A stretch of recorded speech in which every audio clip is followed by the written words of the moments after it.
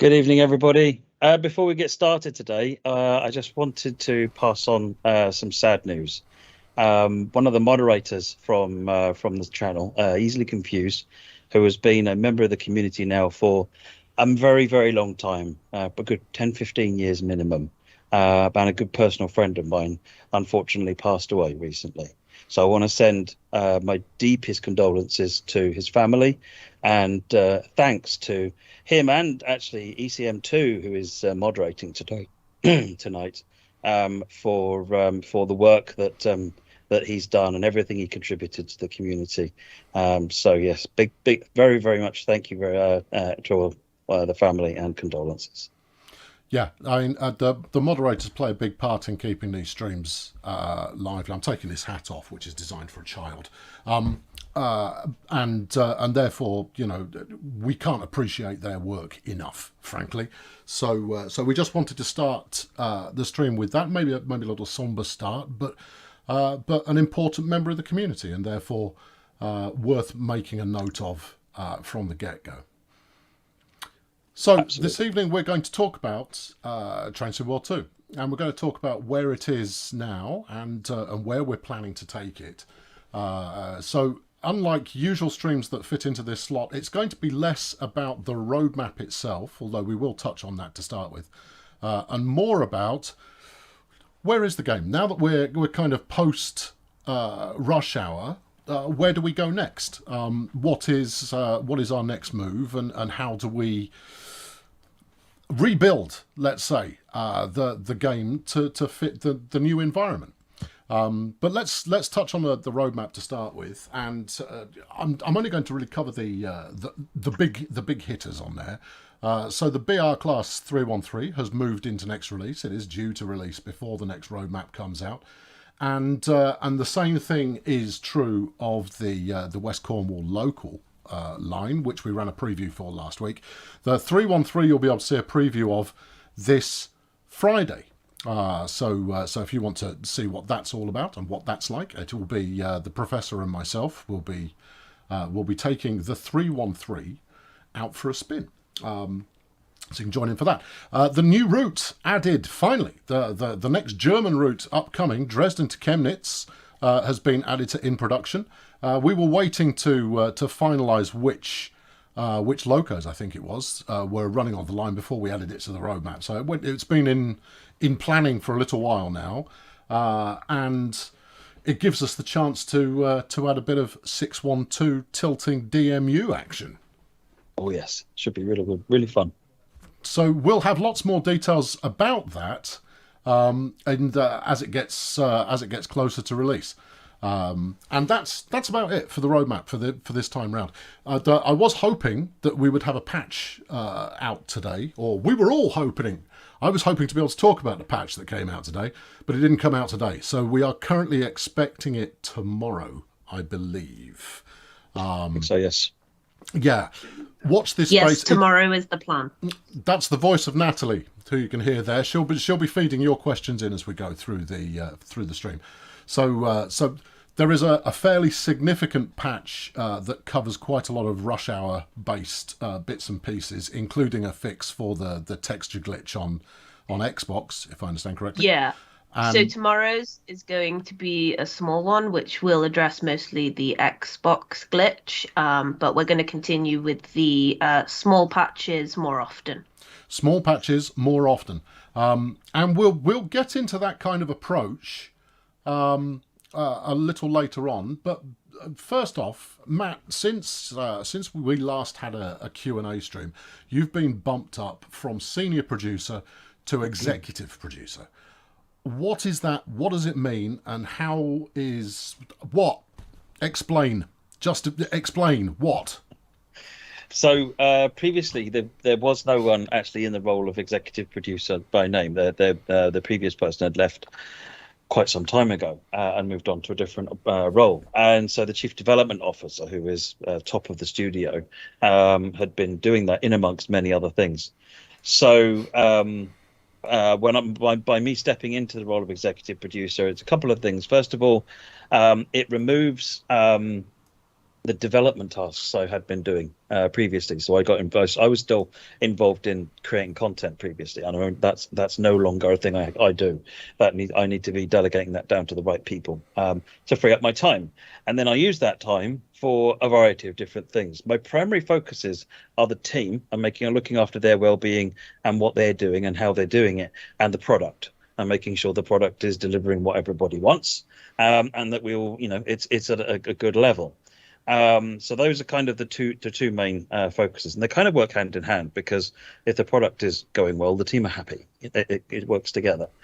I'm looking at new hires to expand the team, and I'm also looking at splitting the team. So previously, we had a single team that was like a flash of light on each project. Right. They were massive, quite a large team, and they would spend a short amount of time on each project and move from project to project.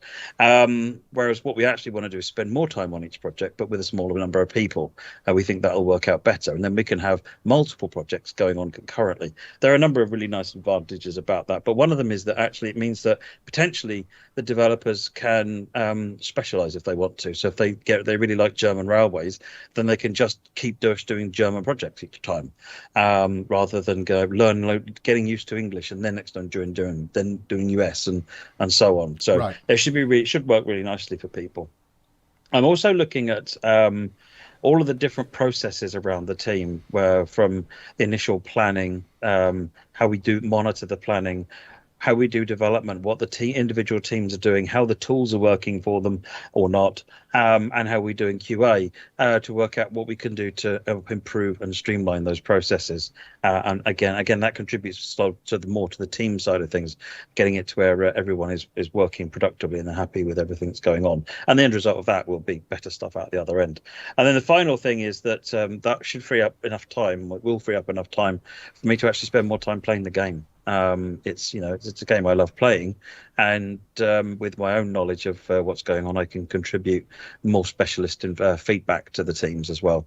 So I think that's kind of the long and the short of what I'll be doing. But it's the executive producer, like many production roles, is whatever it needs to be, bluntly. But those are the areas that I'll be focusing on first. So does that make you kind of chiefly accountable for what we put out? Yes.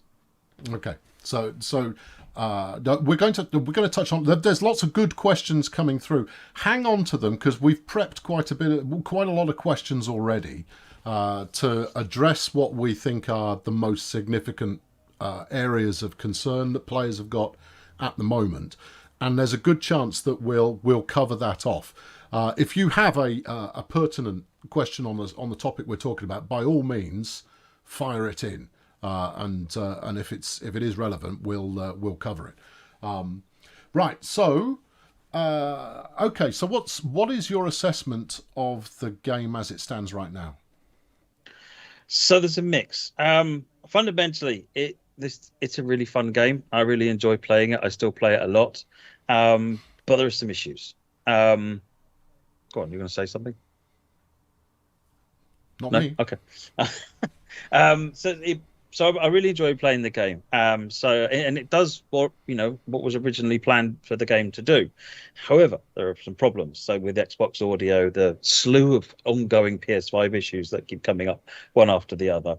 And I'm going to touch on this a number of times over the course of the evening, that Gen 8 focus, so Xbox One and PS4, hasn't been where it should have been. We're not delivering the right experience on those platforms. There's long-standing areas that players want to see improved, like the 2D map being basically not very useful at all, that need looking at. So there's a number of areas that we need to really address with Train Sim World.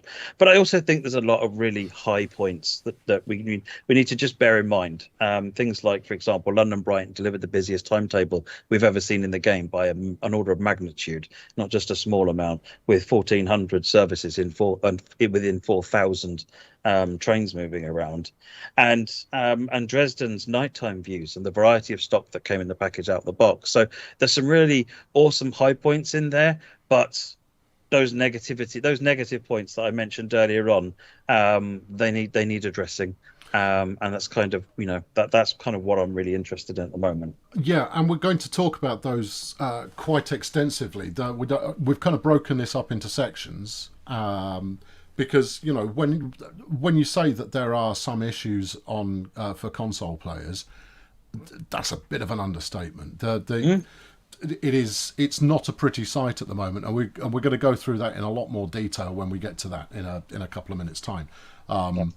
But okay, so has it gone? So in terms of Rush Hour, how smoothly did it go? I mean, was this what we anticipated, or is it completely out of hand? I mean, where do you put it on the scale of good to bad? Well, PC, I'd say good. I think PC has gone down really well. I see lots of really positive feedback on the PC, and in terms of deploying all of the updates, the engine update, and all the content has gone really well. So that's the high side. Consoles, no, bluntly. There have been a number of issues, such as the Xbox texture glitch that came in as part of 426, the Unreal Engine version upgrade, the audio issues, which have certainly not got better, potentially got worse. The PlayStation rollout problems that happened when we originally launched the game, the update back when Boston came out. And then just after all of that got fixed and everyone got their DLC, the 64 gig limit came into effect, and that caused more problems. And then obviously we've got this new discovery about trophy limits as well. So it's it's not been smooth at all. The Rush Hour on the consoles has been a very bumpy ride, and that's what we need to start ironing out. Yeah, I mean, a bumpy ride is I'm putting it gently, frankly. Yes. I mean, Yes. Yeah. this is as unstable as I've ever seen the game for any one platform, and it's two platforms. It's not one. Well, in fact, it's three, if not four platforms that are suffering. Given that you've got double the Xbox and triple the Xbox and double the PlayStation platforms that we're covering. I think Series X is probably performing okay, but yeah, everything else is in a really poor state. Totally agree. Okay, well, look, we are going to talk thoroughly about consoles in a few minutes' time. But why did we switch from a single 3-pack release to a season pass in the first place?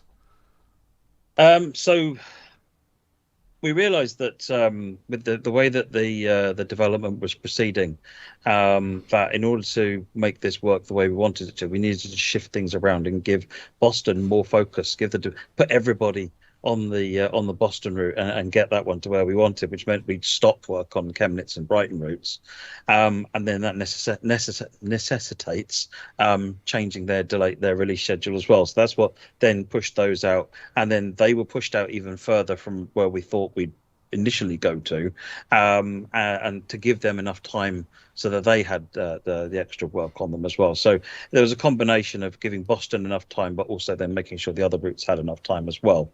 The reason for that, the initial cause of that problem, were there's some issues with planning, which related to underestimating quite severely almost every part of the project, and there's also some knock-ons that hadn't been fully taken into account from previous projects, which ate into a lot of the time as well. So there was this perfect storm of badness that then caused some problems. And then we also, because we did the Unreal Engine upgrade to 426, that caused extra problems that weren't anticipated. You don't anticipate problems, but above and beyond the usual range of things, it caused other things. I mean, this Xbox texture glitch has been one of them, for example. So it was delay things, and that allowed us to get the content out. Yeah. Okay. So I mean, you've talked about the key problems that we've encountered, and we've seen a lot more crashes since migrating to 426. So putting aside the routes that have come with Rush Hour, the big Rush Hour update, the kind of the pillar of that was upgrading from Unreal Engine 423 to 426. Why has that caused a greater level of instability? I think just about every crash we've been looking into is memory related. So it seems like Unreal 426 has changed the way that it uses memory compared to how 423 was using it, and that's we've done a lot of work optimizing the game previously, and we're sort of heading on, we're chipping away. We had a chart where we were like, take the same situation each time, take a load of performance enhancements in, and then, or memory enhancements, sorry, and then chip away. We've just, the same scenario is now using 50 meg less memory, and we just keep going. Switching to 426, throw all that in the bin.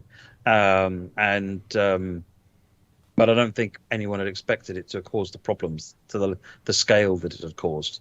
And that's one of the things we need to look into, is why didn't we think that? So is it simply a case that 426 is heavier in terms of memory use, and given that we were already concentrating on making memory use more optimized, that actually put our work back? Or in a layman's sense, what happened? If you have a layman's sense to offer. I don't know enough about this, where we need an engineer on the stream to explain that a bit better. But in a layman's sense, essentially, inside Unreal there are lots of objects, called U objects, and what it seems like is everything just got a bit larger. It takes if every object in memory has one extra number in it, then you're using megabytes and megabytes of extra memory because of how many there are loaded.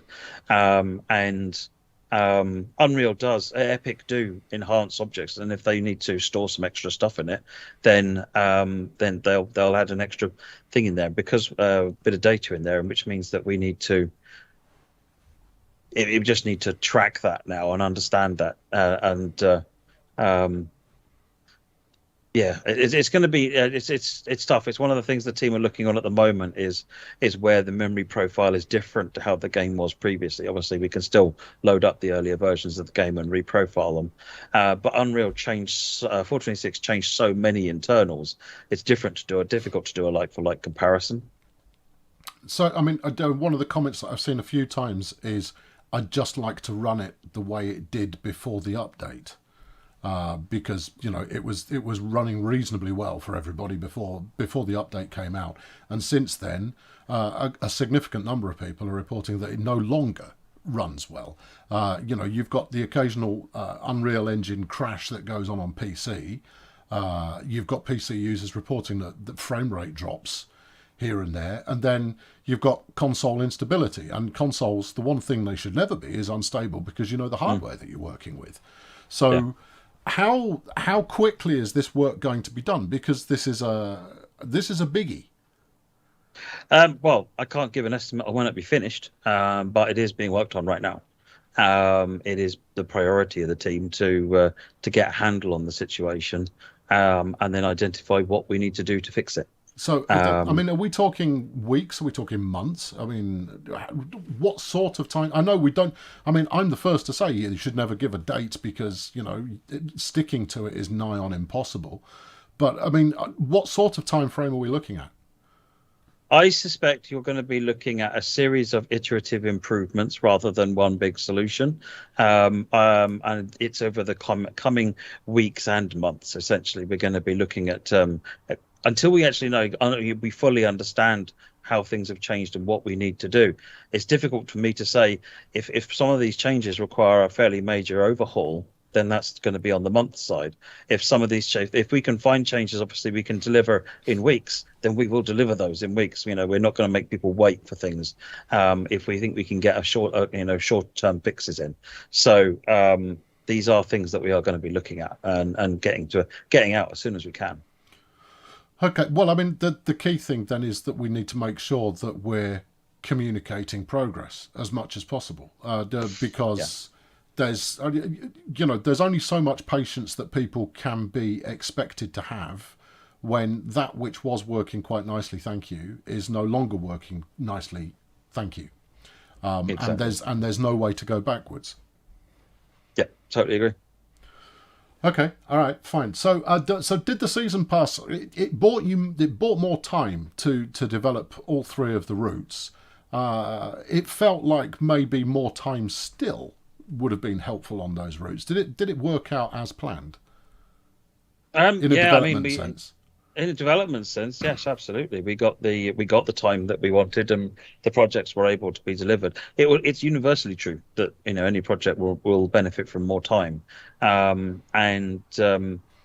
these projects came in and were delivered, and we've got to go through and figure out these instability issues.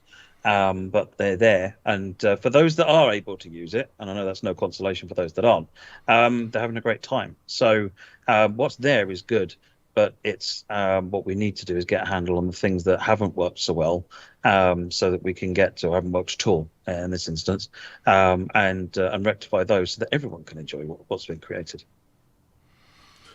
Right. So, I mean, is the season pass approach to releasing routes something that we'd look to do again in the future, or is it something that we will never look to do again in the future? Because, I mean, we've had a few people saying, did we bite off more than we could chew in trying to deliver 3 new routes in such a short space of time? I don't know. It'd be more of a marketing decision about whether we do that. I mean, as a process, it works. I think had the planning in the first instance been better understood, and not had the fallout from previous issues, then we would have been all on track, and probably wouldn't have even done the season pass. But the season pass was the way to get the time they needed to release them properly, and in that instance, it did work very well. Yes. So, what are we looking at as far as the key fixes to Rush Hour routes that we've put out? Because with 3 so close together, you're going to get 3 lots of feedback on areas of. Well, I mean, you're going to have the low grade. This doesn't look quite right, but ultimately it works. All the way up to this doesn't work. So what is kind of the high level stuff that you're looking to resolve quickly? So obviously, any kind of performance and stability issues are high on the list. They're being looked at all the time. But in looking at specific routes, on Boston route, there are problems with signalling, particularly trains getting stuck at red lights and so forth. There's a number of issues we talked about actually pre-release about the state of the timetable. So they will need to still be delivered as promised. The speedometer seems to have disappeared in one of the latest updates on the MBTA trains.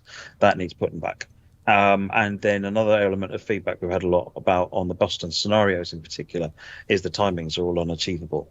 So they all need to be redone and then tested to make sure they're okay. Dresden, I think, is mostly in a good place except for the crashing. It's obviously not in a good place if it's crashing for you, but outside of crashing, I think that one's working fine. Brighton, massive performance issues, particularly by Victoria and Clapham, and certainly on the Gen 8 machines. Stability issues, which are almost all related to memory again. But it was our 1,400 services with the most ambitious project we've done to date. What we need to do is figure out how we do that and make it work for everybody. Because if it doesn't work for everybody, that's not the way to do it. So I think there's also some issues with the timetable on Brighton, and I know that Joe is listening to all the feedback on the forums. And he's helping, and he's going through resolving those as he can. And to say that, so keep putting your feedback on the forum. He is going through it. Make sure you provide everything that's asked for, and that's resolving. Because if you report one train and he finds lots of trains that have a similar issue, he'll fix all of them at the same time. Right. So at some point there'll be an update for the Brighton timetable as well.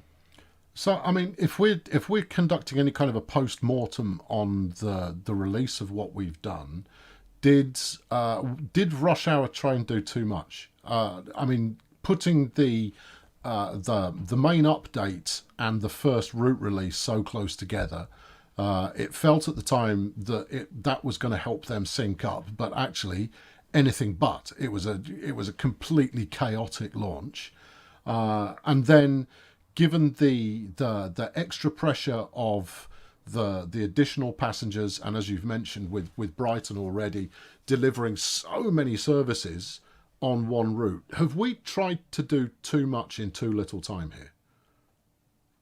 Potentially. So we're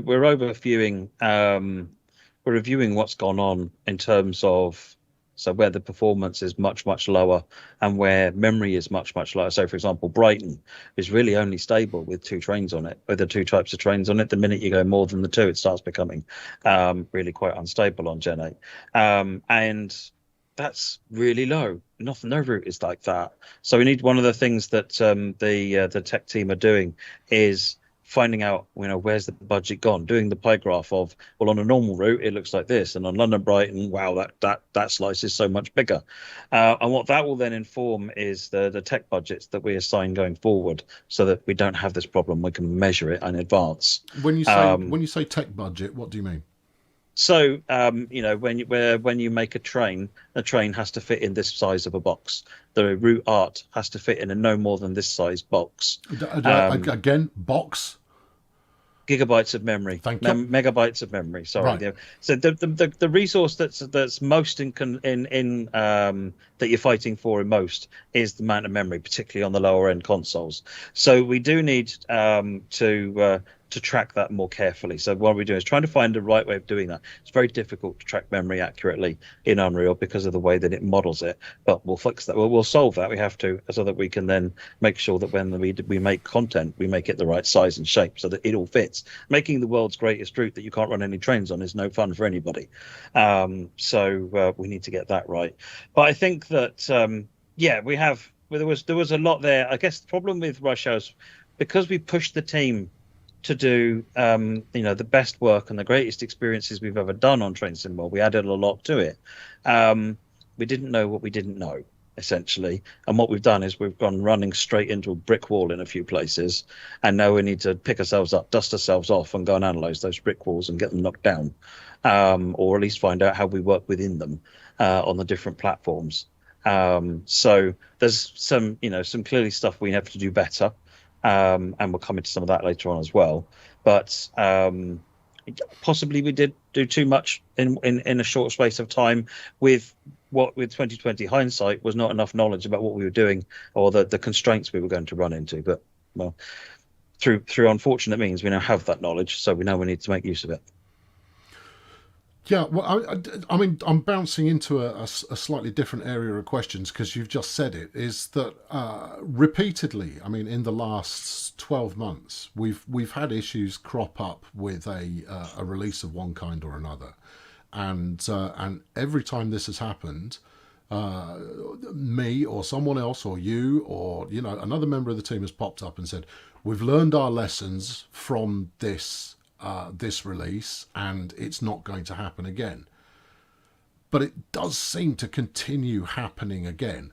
Why are the lessons that we're learning, and we're being hit in the face with them, why do they continue to happen? I mean, we don't necessarily see the same problem over and over again, but we do see that there is something glaring wrong with quite a lot of the releases when they go out. I mean, they may get polished up in time, but that's not the point. The point is they shouldn't go out with glaring issues in the first place. Why aren't we learning?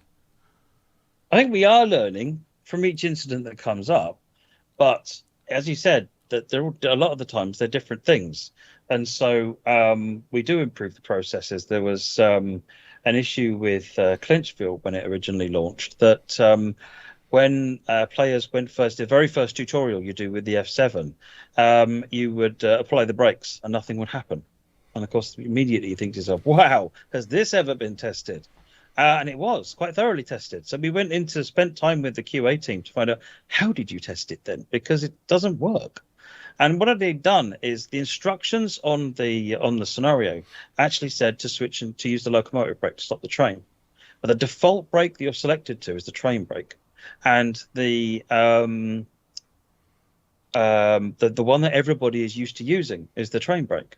So if people didn't read that nuance, that subtle change we'd made, because the loco brake is what you should be using, but this is the first time I think we'd actually told people to use that, then the brake wouldn't work. And there was a separate reason why the train brake wouldn't work. It was another valve that was in the wrong position, but that's fine. According to following the instructions, it should work. The QA team literally followed the instructions on the screen. That's what we've taught them to do always. Don't make it up. Do what it says on the screen, and that's what they've done, and it all worked. So we've gone back and we revised their processes now to, or do what it says on the screen. If that works, go back and play it again and now find all of the other ways of doing the instructions. So if there are multiple ways of stopping a train, try all of them, because you don't know which one players will necessarily use, and see if that works. And that would have picked this up. So we do improve our processes each time we have problems, but the nuance of each particular issue is different each time. So we have to keep looking into it, and we just need to keep doing better. I mean, some of the things that come out shouldn't ever make it out. You're quite correct. This is an area that we are looking at. It's one of the things that I want to look into as well. It's partly down to the way that the development process and the QA process overlap, which means that something can be QA'd and maybe the impact of a change is not fully understood, which means that actually some stuff that you thought was working no longer is, but no one realizes that it no longer is because the change that was taken didn't say, oh, and by the way, check that again because there might be an impact there. So there's being more thorough with those things.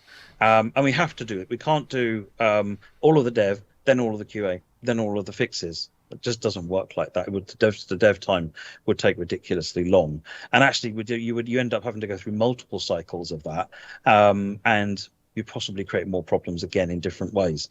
So the way we work is kind of a necessity for building the game, but capturing the knock-ons and capturing sort of making sure that we retest the right areas.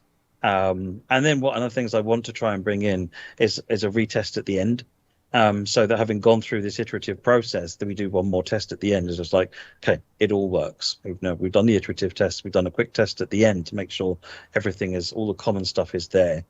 So there's a number of areas that we can improve in those areas. So, I mean, but it feels nonetheless, I mean, yes, we may well be learning individual lessons from releases, but it doesn't seem to be showing up in the overall quality level of a release. Now, I mean, you've mentioned before that there is a slightly alchemic nature to the way that routes are put together, in that quite often you won't know if a route's going to be fun until it's all up and running and you've got services and it's all there. And sometimes the route ends up being more satisfying to play, and sometimes it's less. That's one thing, and the alchemic nature there. Okay, fair enough, but we don't seem to have any level of consistency with regards to what you should expect to be working if you buy things on day one. Why is it that between the QA process and releases, we don't get something turning up? For those who want it in a slightly more basic term, the QA process, the quality assurance process, is there to test everything to exhaustion, to highlight every issue that is going on within the development of a new route, within a new loco, and report those back to the development team, who can then work on fixing those issues, and then they're retested to make sure that those issues didn't break something else. As well as that, we also have a beta test team, or a beta test team, if you prefer that pronunciation, who also look at things and provide this feedback. Where's the disconnect here? Because if we're doing great testing, and we constantly say that we're doing great testing, why is it that we're still coming out with releases that are subpar? So part of the problem, like I said, is is understanding the knock-on impacts from some of the changes that are done. So we might get some feedback from the beta forum, for example, that a particular loco's performance characteristics are wrong, and that will be changed. Or another one might be, and these are examples that have happened in the past, that the way the lever works, it's got the wrong notches, so that'll be changed. And what can happen there is, if it's not fully captured by the person making the change, or the person who does the review with them, because particularly towards late on in the day, we what we call pair program. So we peer review changes. So the idea is that when one person is about to submit, they will share their screen with somebody else in the team, and then they will talk through the changes, discuss what they think the impacts might be, has the change worked, and so on, and then they'll submit it. And then that submission, it should say exactly, well, these are the things we think will have changed. So I've changed the performance characteristics of this train. You've got to retest all the gameplay that uses this train now. We've changed the lever on the levers on this train. You'll have to retest any tutorials or scenarios that directly refer to those levers. And if there's any errors there, then what happens is you've got silent bug that's just appeared. And unless someone actively falls on that bit of content, essentially, then it'll go out with that particular issue. So some of it's about improving that process, maybe having more sets of eyes on it, and making it easier for people to determine what the knock-on effects are. So I think that's kind of one of the issues that we're trying to resolve. I think that's kind of one of the key ones we're looking at. So, I mean, for those unfamiliar with games industry QA or software testing QA, they're very similar in nature. But any issue that comes up during the test process is given a classification, and that classification will be a Class A, and a Class A bug is one that stops you being able to use that item, whatever it may be. It could be a service that you can't complete. It could be the game crashing. It could be trains flying through the air. It could be LZB not working. There's any number of different things that would cause it to be a Class A. We should never be shipping with any Class A's present. And when we do, it's usually because they've slipped through the net. Class B bugs, on the other hand, are inconsistencies and obvious issues that many players will spot, but they don't interfere with your ability to actually use the software. It doesn't interfere with your ability to use the route, doesn't interfere with your being able to drive the train. And then you've got Class C's, which are the kind of issues that are going to be found by specialist players or by people who do a very specific sequence of events, and therefore it's only going to affect a very small number of people, but they are issues nonetheless. They are areas for improvement, for checking out, right, for overall improvement. Now, where do we set the line in terms of making a delay to a release in order to address issues that come up? Well, A-bugs, clearly. If we've got A-bugs, we can't ship the product. Obviously, as you say, known A-bugs. If there's A-bugs we don't know about, then there's nothing we can do about that because we don't know about them. But the idea is we'd find all the A-bugs and we'd be able to trap those. Sometimes we've also looked at what we call a high-level B bug. So we subdivide our issues in terms of visibility, because sometimes you can have, as an example, a Class A bug, a crash. But if that crash only occurs once every 1,000 times you do something, and only on this kind of a machine when you happen to have done these two things before, i.e. it's almost never going to happen, then that's not necessarily something that needs to hold a release up.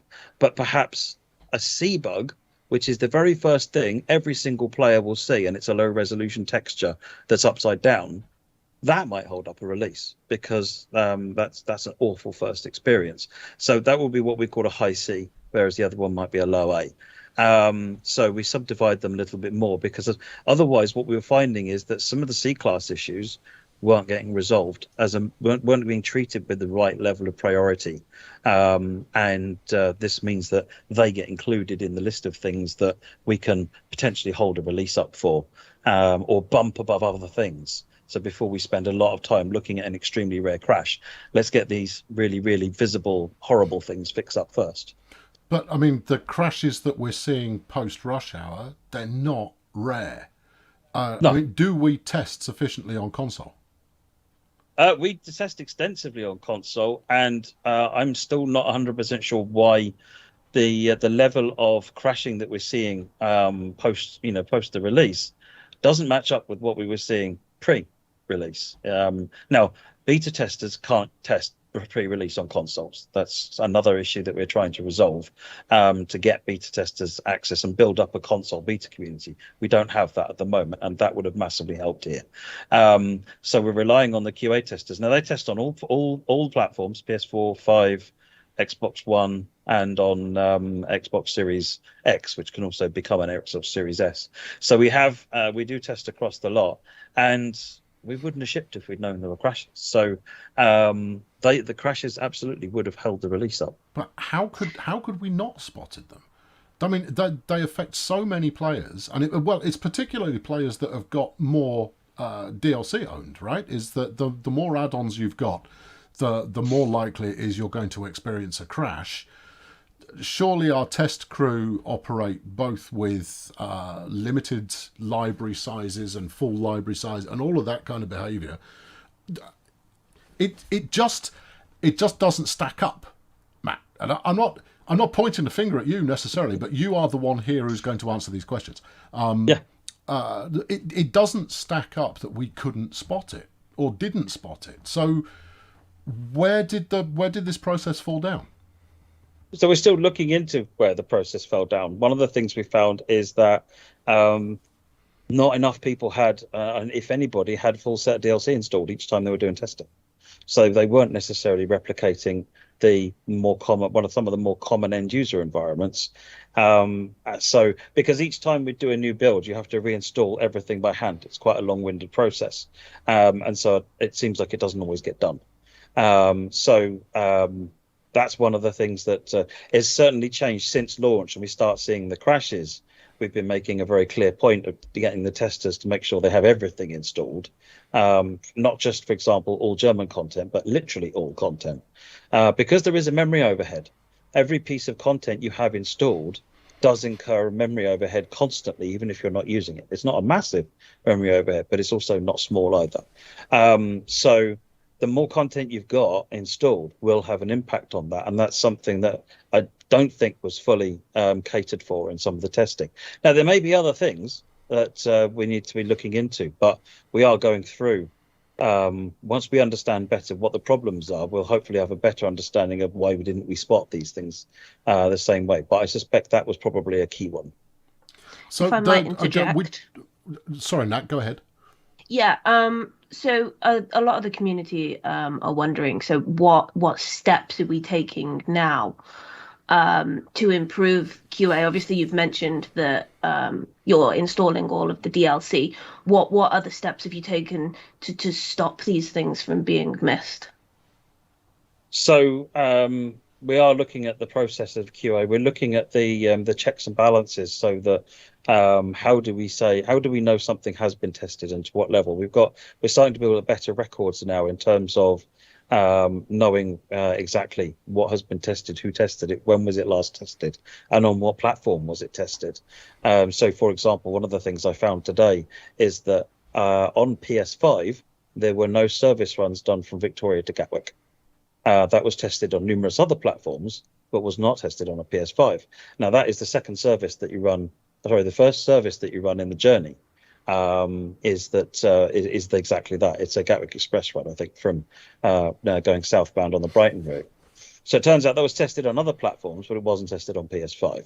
So it's that kind of thing where we can look at and not just say, this is the set of bugs that we have found, but also this is the scope of the testing that has been done, so that you can more accurately then understand, what the coverage is. One of the important parts of a test process is understanding your coverage. And one of the things that's being found here is that maybe the coverage wasn't as good as we needed it to be. But how did this happen? Surely we run test plans that make sure that every platform completes the entire test plan. I mean, did they run out of time, or was it just not scheduled?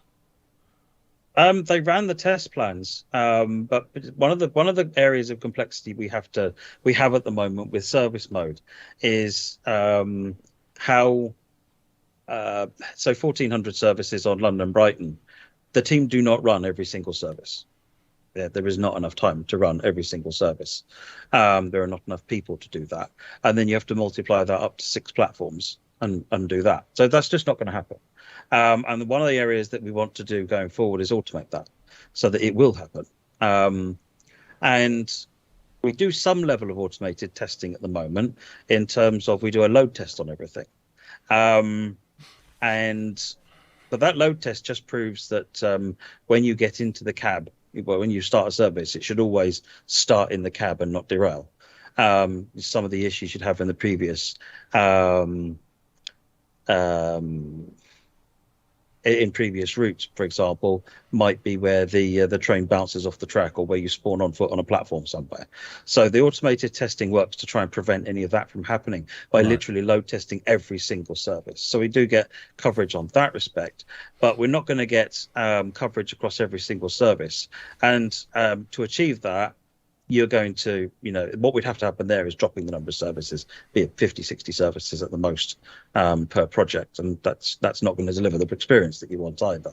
So we need to improve the automation so that we can deal with that. That's one of the reasons that we haven't done any kind of random event system, because that takes what is already inadequate testing on services and throws it out the window and says we basically just don't bother testing it, because any testing you do wouldn't be relevant to what the player actually experiences. So as and when we can develop the automated testing, we'd actually put us on a good footing then to actually start bringing in things like random events in the future as well. But this is where, so we do something like 3,500 tests on a route across all platforms. I think that works out at 900 tests on the primary platform. And then it's a range of tests or a subset of those that then run on all of the other platforms. So there's no point doing a full set of tests on all the platforms, because like look up, look down, look left, look right, all that stuff works the same on all the platforms. And we want to focus on the things that are different and make sure that those get looked at. But the service mode is certainly one of the biggest challenges we have in terms of how do we ensure that's right. And a combination of the automated load testing, the manual testing that is done where our QA team will literally drive from point A to point B. They'll finish the service and they'll just keep doing that. And they'll do that across a range of different platforms. And the other aspect of it is just the process of actually making a timetable. We do a thing called simulating that timetable, where we run the trains up and it runs the trains up and down the line at about 20 times normal speed in a special version of the game, and then records all the data. And that's used to actually create some of the data that you need to run the thing. But the other thing it does is actually proves that the timetable works. But of course, what it's proving is the timetable works if everything drives 100% perfectly according to the way that an AI driver will drive these trains. And then the minute you throw a human being into one of those trains, that's when the variables happen. And that's why things that a timetable that was working may now not work in certain circumstances. So, and it becomes worse in a timetable like Brighton because of the level of complexity of it. We've got several people asking about the beta team or the beta team. Who are they? Somebody said that they want to be YouTubers, and I think they're conflating the beta team there with the YouTube channels we give the ambassadors. That's right, who we give slightly early access to. They're not the same thing. No, I don't think we have any ambassadors on the beta team. No, we do not. Who's the beta team made up of? So the beta team is made up of industry professionals, so rail industry professionals. We have drivers from around the world, including countries which are not even represented in the game, like the Netherlands. We have signalmen, we have maintenance engineers. We have some members of the community that are long-standing members. We have a couple of game devs that people will know. It's a wide range of people that play the game and understand the subject matter really, really well. How many people are we talking about? 30, I think. Okay. Probably active members, probably down to about 20 to 30. Something. I haven't looked recently. They're a busy group and really interesting to talk to. So I don't doubt it. I mean, what's the likelihood we expand this program to incorporate a few more people? We could put out a sign up for that right now and have 500 people volunteering to be a part of it within the next 20 minutes. So what's the hold back from being able to expand that program? Is there one? The manageability of it. We need to make sure that we can, manage that process so that, we've had some challenges with the beta team. Someone said earlier on that the people that don't play the game, they all play the game No, a lot. these are experts. Yeah, These players will have a significant amount of expertise, and so if there is something that is fundamentally wrong in what we're making, they will spot that immediately. What they will also spot is any software-based nonsense, so crashes and the like, and things not triggering properly, and services not working, and that kind of stuff that are purely software-based. The beta team, as it stands right now, their focus is more on realism, right? So yeah, absolutely. Their focus is on. We've got some people that focus more entirely on the gameplay side of things. They know less about the rail industry itself, but they're actually coming at it because they play the game, and so they're really good at playing the scenarios and giving us feedback on that side of things. And we've got the beta team, the rail industry professionals. But one thing that's common is these people are all avid players of the game, and some of the more recent additions, in fact, I literally just brought someone new on than a couple of days ago. The last couple of people I've brought into the beta team have come from the forum, and Will has helped an awful lot with some of the stuff in the Dresden timetable, including testing and providing data. And there's another person who's just joined on, who's another industry professional. So, but another avid player as well. So I am bringing new people on, but the problem with bringing 500 testers on is the number of problems with that. One of them, anyone that joins the beta team, there's got to be a really strong element of trust there, and that trust in the past has been violated.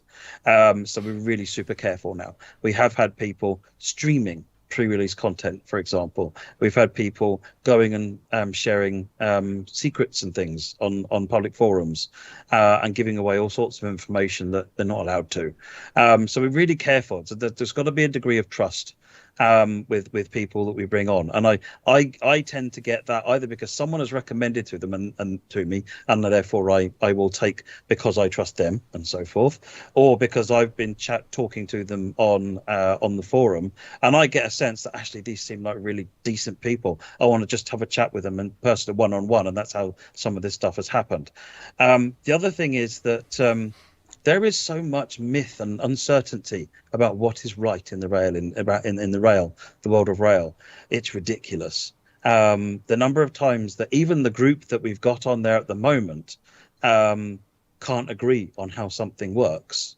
One of the reasons that the Boston signaling is not in the greatest place is because it was changed 2 or 3 times following a number of rounds of feedback from the beta testers who were, we found some new information and it works differently. So we rewrote a bunch of stuff, and the end result just wasn't where we wanted it to be. Now, I'm not at all going to blame the beta testers for that. We very, very, very much value what they do.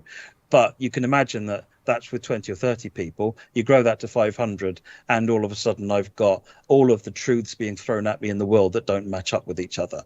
And so I need to grow that team in a way which means that I can see consistency. I can see people that will actually work well together in the beta team and not rub each other up the wrong way and create a bad environment. So because it's got to remain professional. Someone asked earlier on, does everyone sign NDAs? Yes, everyone signs NDAs, but that doesn't stop you doing it. It just means that there's repercussions for doing it.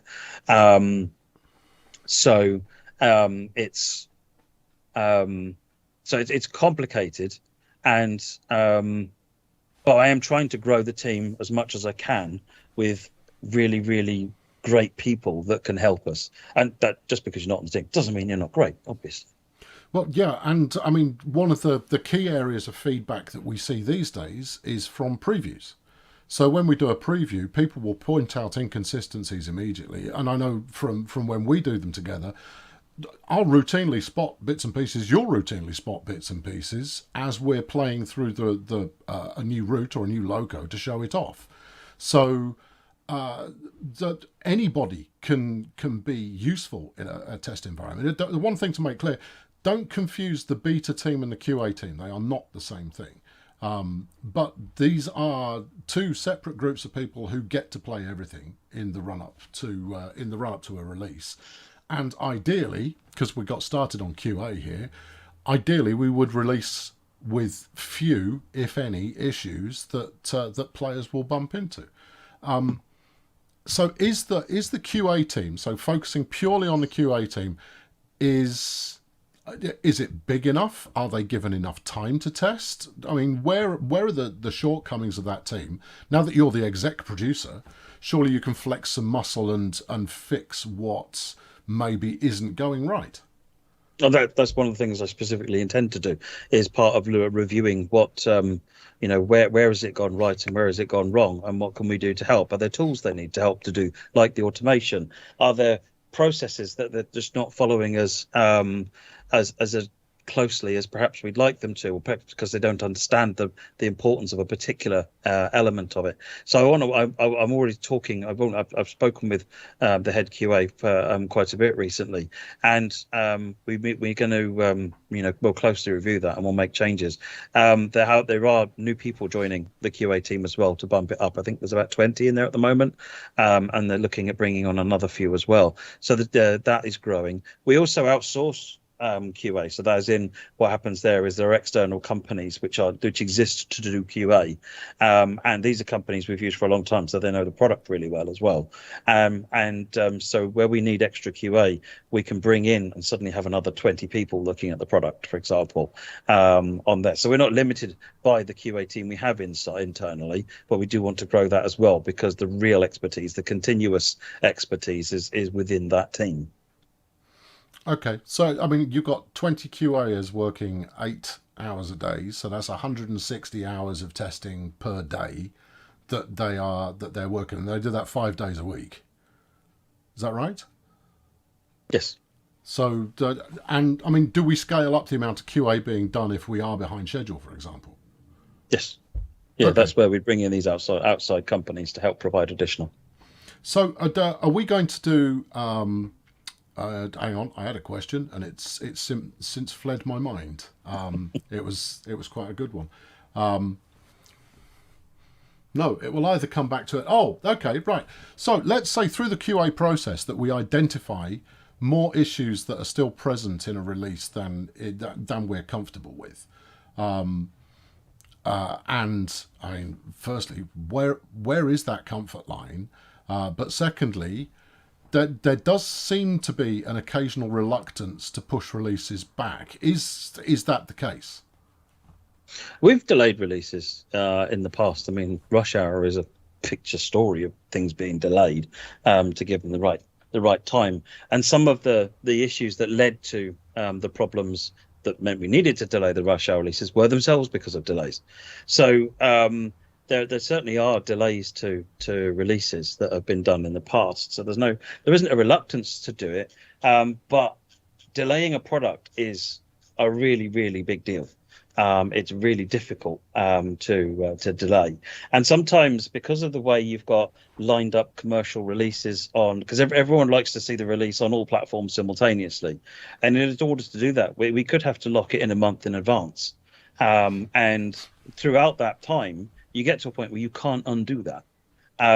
With the way that it's almost like a conveyor. Once you get on the conveyor of the release cycle, you're committed to finishing that process. So it's it can be, some cases it can be done, but the problem with once you get that is you then might have to delay the product not a week, but like 2 months. So you can get your next release window. Yeah, it's worth saying that the conveyor in question, yes, you can push an emergency stop button and get out of the publishing cycle, but you do two major issues. Is firstly, you really hack off your partners at the console company, which means that they're far less likely to be friendly with you in the future. I mean, they're still professional, but you're asking for a big favour. And secondly, you may not be able to get back into a release schedule for quite some time, which kind of leads to the next question. Why is our release schedule the way it is? So we aim for what, like one root release per month, give or take. I And think it's less than one root release a month at the moment, but yeah, it's one every. I think we're doing six. We've done what, six this year, I think. So an average once every couple. okay. So, but why? Why wouldn't we not? I mean, a couple of people have said, just stop releasing everything until you've fixed everything. Why don't we do that? Well, okay, the answer nobody's going to like, because Dovetail is a business and it has to plan ahead. It has to be able to tell the investors in the company, and it has to tell the people that run the company, this is what the cash flow is going to look like. The staff still need paying all the time, and the company has its own outgoings that has to be managed, and so the plan, a release schedule, is what then allows the business to plan for its future. And if you suddenly stop everything, then you put the whole business in jeopardy very quickly. So it's, and when you, especially if it's just released, if you can just delay a week, then it's probably fine. But the minute you do that on console, you're probably not delaying a week, you're probably delaying a lot more than a week.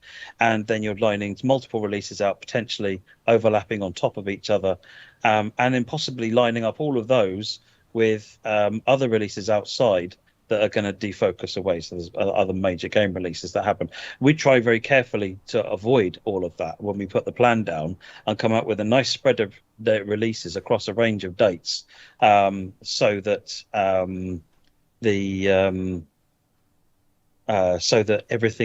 everybody has a good sight of what's coming out, and it's not, if you put all the content out on one day, then you know, it wouldn't get looked at for a long time, and then that would have significant impact for us.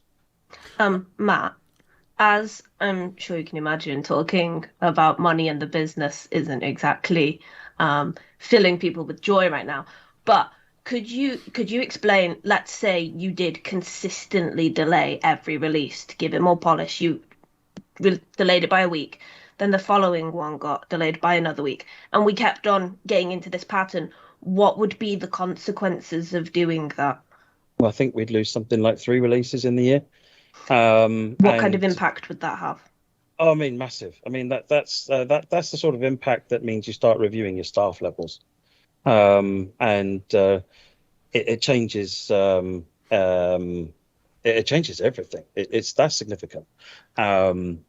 So and that, I can't put any values on it, but it's three root releases is massive. Yeah, I mean, if you think about just to give you some example, the preservation crew, for example, is a team that doesn't actually make any profit for the company. Doesn't make one at all. Do they add value as far as the players are concerned? Most definitely, but that's one of the first teams. I mean, they wouldn't necessarily find themselves in jeopardy, but they'd be reabsorbed into the teams that were making things. So the preservation program would disappear. Equally, if you look at the likes of myself and the other community managers, we currently have the luxury of, I guess, 3.5 community managers. I consider myself a half these days, which compared to 2 years ago, you would have had one stream a week maybe, and precious little visibility over what's going on. And we're a luxury item. We're the kind of things to be able to say stuff. So this is why the schedule is as it is, because as a company we have aspirations to be able to provide not only a game that you thoroughly enjoy, but also a level of support that goes with it to make sure that routes and locos that have already been released continue to be worked on, even though the main body of the development team has moved on, that you get a good level of communication and a way to interact with each other on a regular basis. It's that's what we're aiming for, and that's before you get into the likes of the changes made with Rush Hour to the passenger system. And yeah, that's got its ups and downs, but I mean, talk to me about aspiration, Matt. I mean, why don't we just play it safe? In terms of in terms of the feature set, I mean, we could quite easily just sit on the feature set we've got now and keep churning out new routes while fixing kind of core glitches and so forth, and improving the core product, and just win the game. Why do we make things more difficult? Well, we want to deliver better experiences to everybody, and we want to try and push the tech. There are a lot of requests that we get for busier service mode, for more passengers, for all of these things which we've done, more console support, more dedicated builds for next-gen consoles. So I did see a question earlier about why did you even do the 426 update? Just why didn't you just stick with 423? Right. Well, you could. No, there's no next-gen console build without 426. That was the only reason we upgraded to 426. There was a performance benefit, I think on PC at least. Okay, I was about to say no, there isn't. Well, not for everybody, but certainly PC users I saw reporting. But that wasn't why we did it, and weren't. That was unanticipated. We didn't, certainly not something we even saw necessarily in our testing. But the upgrade was done exclusively to be able to do next generation consoles. We are, going to look at what changes make sense going forwards, particularly with future Unreal Engine versions, and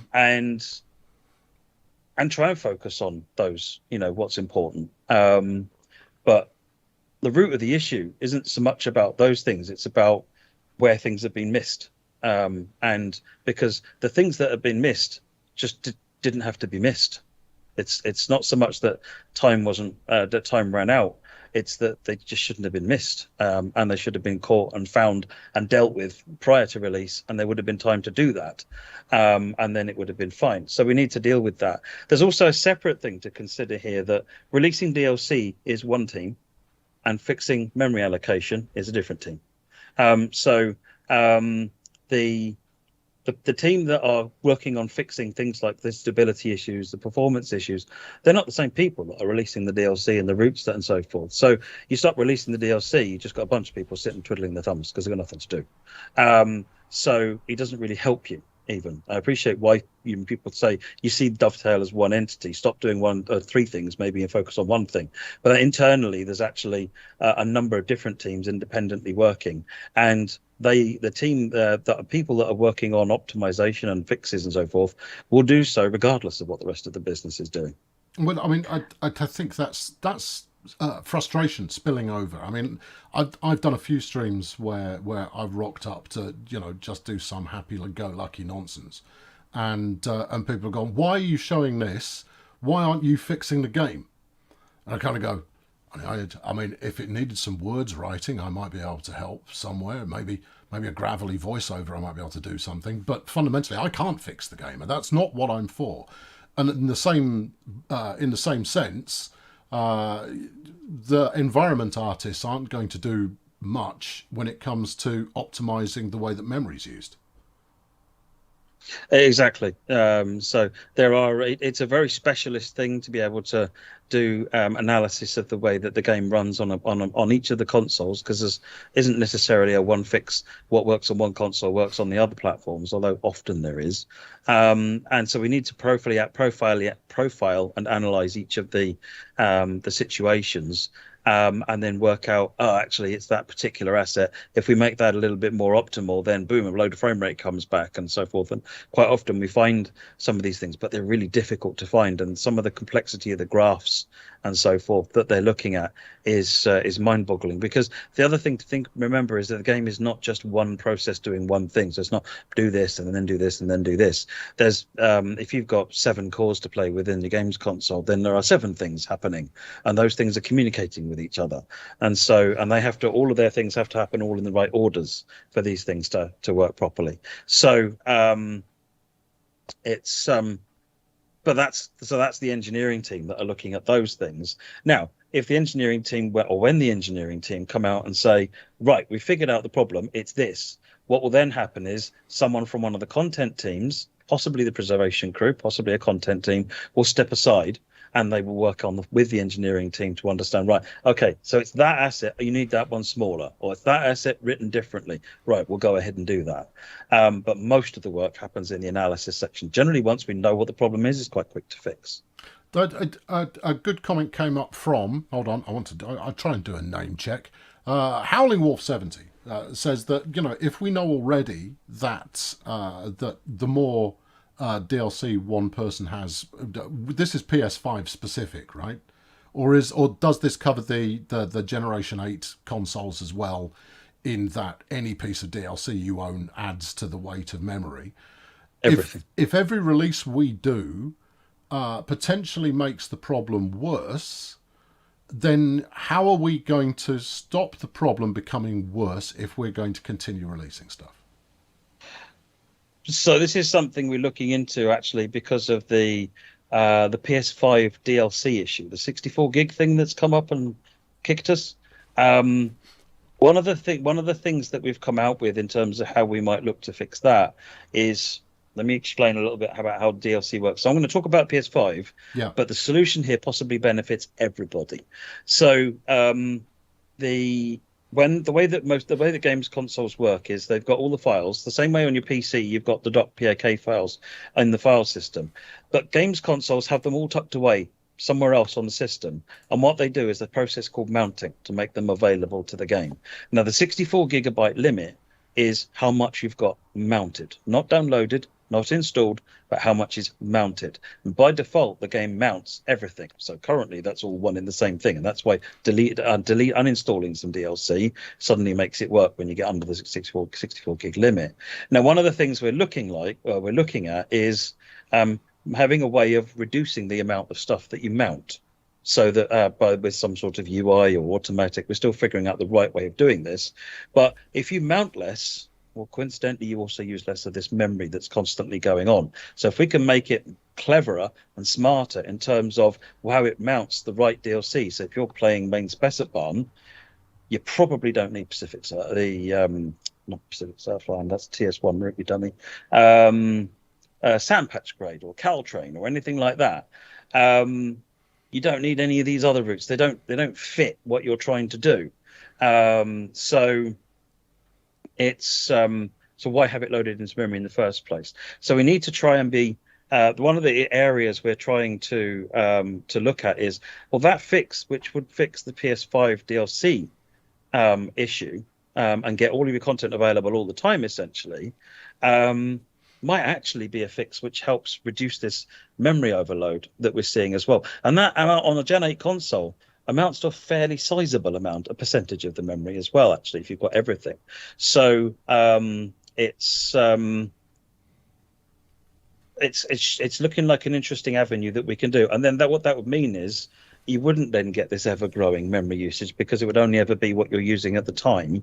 And if you bought an American route and you're playing a German route, unless you specifically chose to mount it because you wanted to run in Scenario Planner. If you're off the rails, yeah. If you're off the rails and you want to do something odd like that, which is obviously a thing we also have to take into account, then you're only going to use in memory the stuff that you actually want in memory, which is where you want to be. But surely then, even then, it's a finite amount of time before. I mean, let's fast forward 3 years. And it's very likely that we'll still be supporting PlayStation 4 and Xbox One in 3 years' time. For those who don't yet know, we're in what's often known as a transition period between generations, which is a really basic thing to call it. But right now, the number of people playing on 9th generation consoles is a fraction of those who are playing on 8th generation. The vast majority of people who play on console are playing still with the last generation stuff, and that will continue for longer than normal, because the compelling reasons to upgrade your console are usually something else. So if you were thinking about going back a couple of generations, it was because it included a Blu-ray player, or it included an extra suite of stuff that you can watch. The PlayStation 4, the Xbox One, they're still cracking consoles. They still do a very good job, and there's a less compelling reason, maybe a less compelling reason to move forward to the new stuff. And of course, yeah, Mick says, and you can't get hold of one. So this transition window is going to stay open for a while. So we've got absolutely no plans to stop supporting the last generation consoles.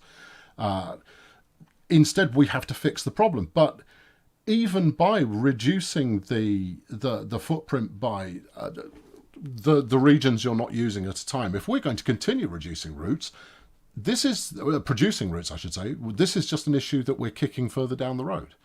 Someone suggested, is it time to go to some kind of cloud-based solution for some of this asset handling, or is that just an entirely different level of hell? I mean, switching to cloud streaming is certainly an option, but that's a different game. That's a different game. That's a different game. I mean, so the game has to be built with that kind of technology in mind. That's a massive change to be able to use the cloud effectively. It's got to think about things differently. It's got to have to download the environment as you're using it. And unlike there's some other cloud available games where you're generally going quite slow when you're near the ground and going quite fast when you're a long way from the ground. So the amount of time, the amount of data it needs to load in each of those cases is quite different. If you're doing 300 kilometers an hour at ground level, it's got to load a lot of data very quickly, or just have the entire route available. So you end up almost downloading it all and getting rid of it all. This is not the kind of data you see when you look at Google Earth, for example. Now, the other option is you go down the xCloud or something, or Google GeForce Now or something, and you just stream it. You can already do that. Yeah, so you can use xCloud right now and play TSW2 with the content, and that works great because I think they run it on an X. I think the back-end platform is an X, and I do that playing it on my phone. But I don't know whether that's what everybody wants at this point. I think people still like to have stuff installed locally, so we still have to think about that as whatever we do on the cloud has to still work locally as well. So that doesn't actually solve the problem. It just means that, and cloud is there. We basically don't need to do anything to work with xCloud. It's part of how it works when you're on Xbox. Redman's confirmed it is X. So it's kind of like that level in the streaming the visuals of the game. It's just, it works. There's nothing we need to do about that. Streaming the data of the game might be something we could look at for, if there was a major upgrade coming along in the distant future, that might be a tech that we look at exploring to see whether or not it would help. But it would have to be able to support 400 kilometers an hour at ground level, which is a big ask. Most of the game engines themselves, it took us a lot to get Unreal fundamentally supporting getting it off the disk that fast. So getting it down from the internet is going to be more challenging, and probably even fewer people that can actually do it. So I'm not convinced that streaming of the actual data is a long-term solution for that. So, okay, all right. I mean, that's a good explanation. We've gone a little further down that rabbit hole than I'd intended. I'm trying to keep the topic level kind of top end, but in depth, if that makes sense, rather than getting into the granularity of the merits of cloud streaming.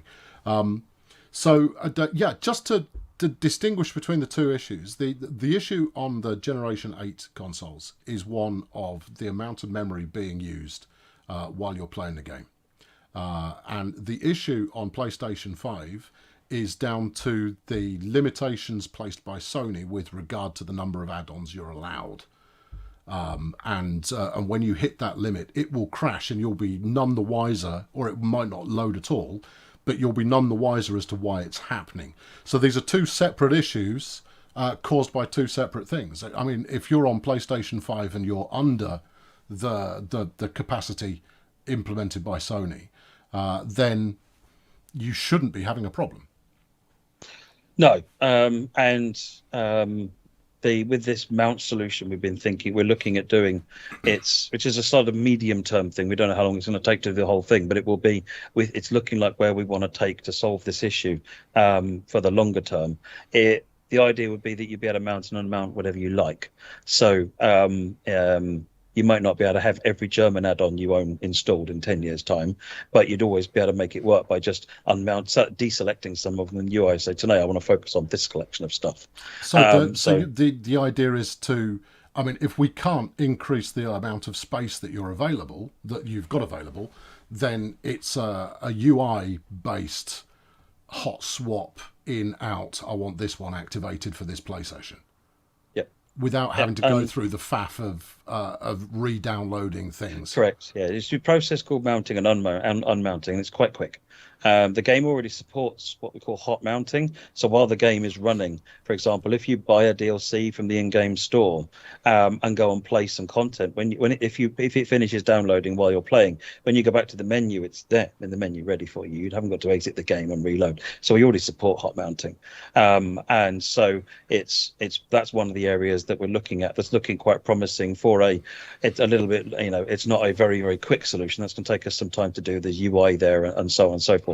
So that's a sort of where we're looking at for that. But then that kind of mount solution, like I said, what that does is for all the stuff that's not mounted, your constant weight of memory usage goes down as well, which would then potentially provide some relief to Gen 8 consoles, Gen 9 consoles that could unmount everything, for example, except London, Brighton, and the add-ons, then Great Western and so forth that they want to do. And then that might make it to where that frees up enough memory to allow them to do more things in the future. So this is the area that we are investigating. This is still an R&D thing at the moment. We're talking with Sony about what's possible with that, based on some of the stuff we've already. So like I said, we've got auto mounting, we've got mounting working. So we already kind of have experience with using this stuff, and so we need to do some tests next to actually see where that will go. But it seems like a really positive solution that not only fixes this PS4, PS5 DLC problem, but potentially offers benefit for everybody. Okay, so to finish this kind of micro section, it's been the last half an hour, that is focusing on consoles. PlayStation trophies. What's the problem, and who do we need to bribe to fix it? So let me just make it clear first. Xbox and PC have no limitations. None that we're aware of, put it that way. And we've gone back through, and on the basis of this, gone back through Xbox documentation. So anyone worried about Xbox and PC, don't. So PlayStation 4 and PlayStation 5 have two different systems for their trophies. They each have their own system that's completely different for trophies. And PlayStation 4, the way that works, I'm just going to explain this because I've seen a bunch of people talking about it and throwing numbers around that don't necessarily match up with reality. So the way PlayStation 4 works is a system called TRP files, trophy files, and we can have a maximum of 120, I think, trophies in each file. By default, they support one file. We use 3. Okay, so we got permission from Sony to be able to use 3. The system does support 3. It's just not part of the normal way of doing things. So we're using 3 TRP files, and probably will be for a little while to come. And we think, we don't see any reason why we couldn't go to 4 files, 5 files, and so forth. But there are some processes internally that we follow which just don't work very well with this. So migrating from PS4 to PS5 was an absolute nightmare because the PS5 import process only supported 1 TRP file. So the rest of it had to be all done by hand. But that's our problem, and we'll deal with that. PS5 has a completely different system, as I said, and that groups trophies into things called groups. For a particular game title, so Train Sim World 2 is a game title, you can have a maximum of 50 trophy groups. Now, a trophy group has a maximum score, I think, of 200, whatever the PlayStation gamer points are, and a minimum that you can assign a trophy is, I think, 15. So that gives you an idea that while there isn't specifically a limit to the number of trophies you can put in any specific group, the fact that there's a score and a maximum score tells you that there is not many. Each of those groups is assigned to one particular DLC. So for every DLC it's got that. Now, we're using 43 of those, 50 at the moment, and this is kind of where we see the end stops coming. So at the moment, the plan is to apply trophies to routes for the rest of the ones that we've got planned at the moment, so that we can make sure routes always have trophies and loco DLCs won't. Then at the same time, we are talking with Sony to see if there is something like this. Can we just use a second list of trophies like we've done on previous? Yeah. Can we have another 50? Is this just an arbitrary number just to make sure that no one goes accidentally adding 65,000 trophy groups, or is there actually a hard limit to that 50? So we've got conversations going on with Sony's technical team at the moment and our partner managers to work out, is this fixable? It might be really fixable. In which case, is this purely down to the number of add-ons that we offer, the number of DLC packages that we offer? Yeah, I mean, it's because I envisage someone had a conversation like no one will ever have 50 pieces of DLC that have trophies on Yeah. a piece on a single game, which is, the minute anyone says no one will ever have, you immediately start thinking about 640k of memory and all the bad decisions they're aligned in there. So it's I think probably the same thing with no one will ever have more than 64 gigabytes of DLC installed. It's essentially along that lines. I think they put the 50 limit in. Either it's because of that's how much data they've allocated to it, and that in that case we can't extend it, or just literally just stop anybody going silly with it. In which case we should be able to get an approval to go further. Yeah, let's have a chat and see what we can do. So I want to draw a line under the console section, not because we couldn't spend the next 2 hours talking about console stuff, but more because other platforms do exist, namely PC. And someone asked earlier on, sorry, I forgot to take your name, but do we just not care about PC anymore? And it couldn't be less true. We totally care about PC. The good news is PC's not running so badly at the moment. Yeah, there are frame rate problems, there are performance problems on PC. Some people are experiencing Unreal Engine crashes, but the issues that console have had are unacceptable. Yeah. And therefore that's the focus that we've got going on, at least in that section of the stream today, because that's where the fire is. So that's where we pay our attention, and it's something that has to be broken through. Now, here's the thing, Matt. I mean, if it's not on every single bingo card that the community like to put together, it should be, which is we'll look into it, or we are looking into it. We do quite a lot of we are looking into it, and sometimes they turn into an effect a little further down the line. But players are going to need a little bit more confidence than that, right? How can we instill confidence in people where we can't give a concrete, we're going to have this fixed, we're going to have this solved? I mean, are you placing a guarantee on we'll have these fixed and solved in a reasonable time frame? No, because I don't know that. What I will say is we are focusing on it. This is a priority for us, and the fact that the game is crashing is not a subject for debate. It's a truth, and it's unacceptable, and the unacceptability is a truth. Right. And everybody in the company, top to bottom, is aware of that and in agreement that this needs attention. So there are people looking at it. And even if we have to issue updates multiple steps, and it might be rather than holding back until we've solved every possible problem, if we make something better, we'll get that out. We won't hold it back. We want to do more rapid updates rather than sort of say, well, 6 months, we should have an update for you which solves everything. In the meantime, sorry about that. So what we want to do is, if we can get an update out in X weeks, then we will, and we'll tell you what that update should do. And what it will improve and what it won't improve. Okay. So, I do have a question.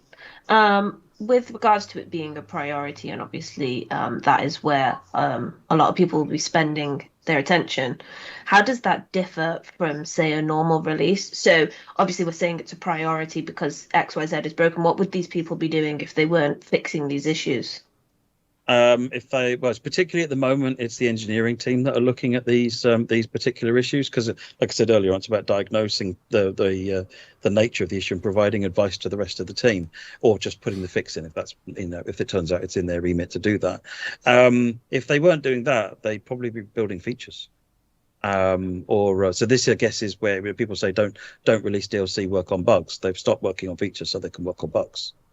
Right, and I mean, the sort of features we're talking about, so that's Steam is the next big feature that we've got coming up, right? So that particular engineer is locked off to one side. So he's not touched. He's still working on Steam, Right. has been for quite a long time, and making good progress. But he's not looking at that. We've got two engineers that are really good. That are they're all really good, but two specifically that are really good at diagnosing these kinds of issues, and they're the ones that have been focused on these. Okay, so on the subject of Steam, just purely because I brought it up, where is it? We've not talked about it in ages.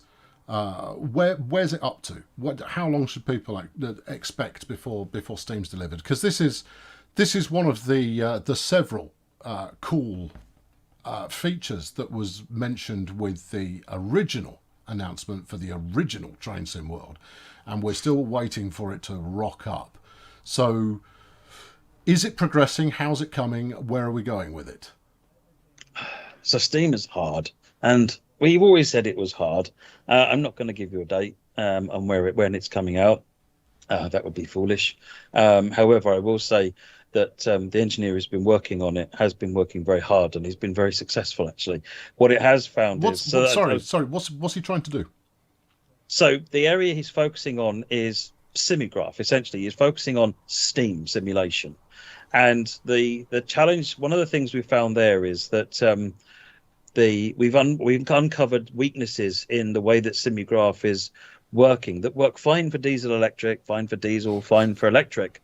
But Steam is a different beast entirely, particularly because we want to feed off animations, sounds, and all sorts of things off of what's going on with valves and so forth. And Simigraph just wasn't able to work fast enough. Is one of the problems. What we found was that when we put the basic components together to make a steam engine, so boiler and a firebox and cylinders, steam chest, that sort of thing, we couldn't make this thing go more than about 20 miles an hour before it just ran out of processing power. It just could not. And that's not necessarily down to having a faster CPU, because Simigraph has to run at a particular rate, and we needed the data to be processed faster than that rate. So it's involved rethinking how some of Simigraph's internals work. Yeah. And that's now been done and redone and rewritten. The other key things we've been looking at is so we have the air brakes, the pneumatic simulation in Simigraph, which is how when you release the brakes, the airflow changes and so forth. And you'll have seen when you release the brakes that one of the levers kind of waggles around like this. Sorry, not levers, the needles. And they shouldn't do that. They should be smooth. And that's something that was sort of tolerable in the way that things worked previously, because it didn't really affect the simulation. It just looked slightly odd. But it utterly breaks Steam. It just means that airflow simulation just didn't work for Steam. So we're now on our third rewrite of that airflow simulation, and now it's working. Is this going to have a positive impact on existing trains as well? So the diesels and the electrics and stuff. Is it going to impact them at all? I'm not going to comment on that because I don't know for sure. What I will say is it sounds like there's an awful lot of learnings which we can perhaps map back into other components. What I don't know is whether the engineer is making new components or whether he's enhancing the existing ones. So this is something that, obviously, this airflow simulation is a key one that I would like to see propagated into older content. It's one of the things when the time comes. Just put the tea lady on it for half an hour. That should do the trick. That's sarcasm, friend. Sarcasm right there. I'm being humorous. Yeah, doesn't really belong here, but there you go. So what from are our the 20 challenges? miles an hour, we're now over 100. Okay, all right. Well, that's some progress then. So once this is done, once we've got Simigraph doing what it's supposed to do, what are the next component parts that need to be addressed before we can have our first Steam release? So the wagons are basically done, at least art-wise. It won't take long to set them up. The art for the locomotives, when I say wagons, are coaches' wagons, the things you haul. The locomotives are, I'm not going to go as far as to say they're complete, but they're looking awesome.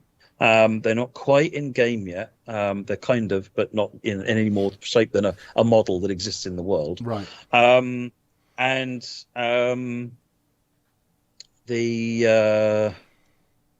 So the next step then, once we've got Simigraph, is effectively we need to take these models of locomotives and do the animations and controls, wire in the simulgraph and set up a simulgraph that runs like that, and then you've got drivable Steam Loco. And at that point, it becomes a normal root release.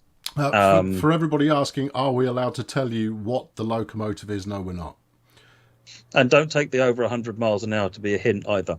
There is no point us building a Steam simulation which doesn't work at the speeds that or the wide range of Steam Locos want to use.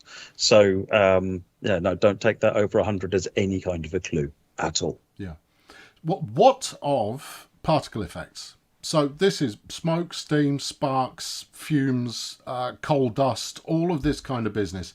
If you think anyone who has a passion for Steam at all will tell you that it is less a machine and it is more alive. It's a fire-breathing dragon. Exactly. And therefore getting those effects to really sell the emotion of Steam is absolutely critical. Is this going to have an impact on performance again? Well, that has always been the key part of the particle effects. We can create particle effects that look great and destroy the performance, but that's not acceptable. That's not the way we go down that route. The key challenge is going to be to make it look good and run well, and that means running well on Gen 8 as well as running on the newer consoles. We haven't looked into it yet. There's been a little bit of early research into some options for particle effects, but we need to, as and when we get a little bit further down the line, there's one or two people lined up to look at that, including our technical artists, who can then come up with efficient ways of creating the glorious visuals of Steam. And then we get on to the subject of sound. Now, for those of you who've been asking the entire time about the 187, give us a couple of minutes, I'll get there. But our sound overall comes in for criticism quite regularly. We know, we've discussed it in the past, that sometimes it's a case of, I discussed this on the stream last week, and sometimes it's a case of getting better source files to make the sound. Sometimes more often than not though, it's about mixing that sound correctly, and that is not trying to replicate what's real. It's selling you on an illusion of reality, and because when you're operating a train in a digital fashion, that you're missing the smell, you're missing the motion of being aboard that train, and so you've really only got two senses left to you. Sight is one of them, and more often than not, we do a pretty good job with the visuals in the game. And then you've got the sound, and sound has been lacking for a long time. What are we doing to fix it? And when should people start to hear a difference from that process? So one of the things we're doing is we're expanding the audio team. It's expanded recently from 3 people to 5 people. And there'll be a 6th one coming on, taking over as lead audio engineer for as soon as they're hired. That vacancy is up and ready on our website. And please go and look. What difference will a lead engineer make? So a current person who is the most senior in the team has a lot of railway experience. He's a volunteer fireman on a local preserve railway. What he doesn't have is game recreation. It's how do you recreate the audio in games? What are the techniques and the best insights in the industry for creating it? So he's come from a modding side of things and a real railway experience. So a proper rail fan is the head of sound currently, essentially, yes. And he's in agreement with this, by the way. This is he's actually requested, so this is not someone being replaced or anything like that. This was his suggestion that actually the lead should be someone who's got much more game industry experience. He can provide the rail side of things, but the partnership of the two should actually be able to, where he can say, this is what I need to recreate, and then the games industry specialist would have a lot more knowledge about here's the good ways of creating that, because part of it is we need to be efficient with how we recreate it, and part of it is it needs to actually deliver on that, and all the nuances. It's like if you've ever seen what a Foley does on radio shows, when they recreate all of the sounds and the clippy cloppies and all of these crazy sounds, Yeah. when you actually look at what they do, it's crazy. It sounds nothing like what you're hearing in the radio show, and so it's kind of, it's that level of, well, here's behind the curtains how we recreate the presentation, as you say, sell the illusion. These are the ways that we can, and what's important, and making sure you get the right aspects dialed in at the right places, and not waste time on things that maybe no one can even hear in normal circumstances. So there's things like that that will make a big difference. So just adding more people to the team means more focus can be added. Even that's affecting in terms of when the very next route in production that's coming out, that's benefiting right now. They're working on, there's more hands on that route now than there have been on previous routes. And about when the lead audio engineer will make an impact, we don't have them hired yet, so I don't know. So, I mean, we know that there are difficulties. We have spoken about the difficulties so many times of getting out and actually recording the trains. But are we actually throwing our net wider to go and get samples that people may already have, recordings that people may already have? How are we broadening just the library of sounds that we can draw from? Because if we can't go and get them ourselves, then what has been demonstrated very clearly in the last week is that using the wrong sounds is absolutely the wrong thing to do. Yeah, agreed. So we look at, there's a number of areas that we're looking at. So we are, some of the people on the beta forum have helped us with creating sounds or getting sounds that we weren't able to get ourselves. The TGV benefited specifically from that. These are sounds that we weren't able to get hold of because the pandemic came. I try and avoid leaning on the pandemic as a reason for things, but the pandemic specifically stopped a trip out that we had to France to get the recordings of the TGV, and we were trying to figure out what to do with there. And actually, one of our beta testers was able to sort that out for us and provide us with recordings. And somebody else was able to put us in touch with a really, really top end sound engineer who was able to recreate the horn from there, because they're not allowed to blow the horn for the TGV in yards. So on all the places that we were able to do recordings, you couldn't blow the horn. Right. That's no use. And that's not uncommon, because horns are really loud. They tend to cause problems if they're blown in the wrong places. So we're trying to cast our net wider in those respects. We obviously deal with partners like Armstrong. Very grateful for the work we do with Armstrong to get sound. So I saw someone in the chat commenting on the 465, and Armstrong provided the source sounds. But it's not just about the source sounds. In that instance, Ed, who does an awful lot of work with, he knows the sound side of things really well from his TS1 work as well. He was able to remix those sounds and get them into the 465 really nicely. So it's a combination of things. We're always looking to find more sources for sounds. The sounds for Sound Patch Grade came from a model railway company. So even though they're not sounds from the model rail trains, they're sounds that they recorded, so they're still from the real locos. We go out to all sorts of companies that deal with sound recordings. We're also looking at dealing with companies that are local to various railways and getting them to go and do recordings for us. If we can build a relationship with the railways, we can make it so they can go and get the sounds for us. So there's a lot of different avenues that we're going with.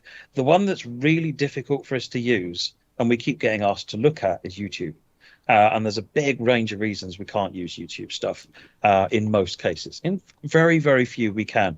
A lot of it is down to all the background noise, the relatively poor equipment used to record compared to ones we use when we're recording locally, and the fact that you're a long way from the train. By comparison, when we record sounds to put in the game, the microphone is right next to the source of the sound, whereas in a lot of cases a YouTube video is taken from the loco passing by in front of you from 10, 20, 30 feet away, which means you get Doppler, background noise, wind, compression on YouTube. It's a mess.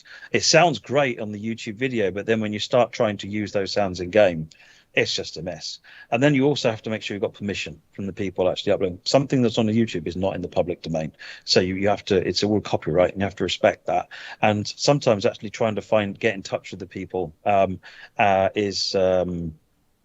is difficult, and they're not always interested in sharing when they do. And What then YouTube you've got copyright as well. Oh, yeah, exactly. So we have to be very careful with that stuff.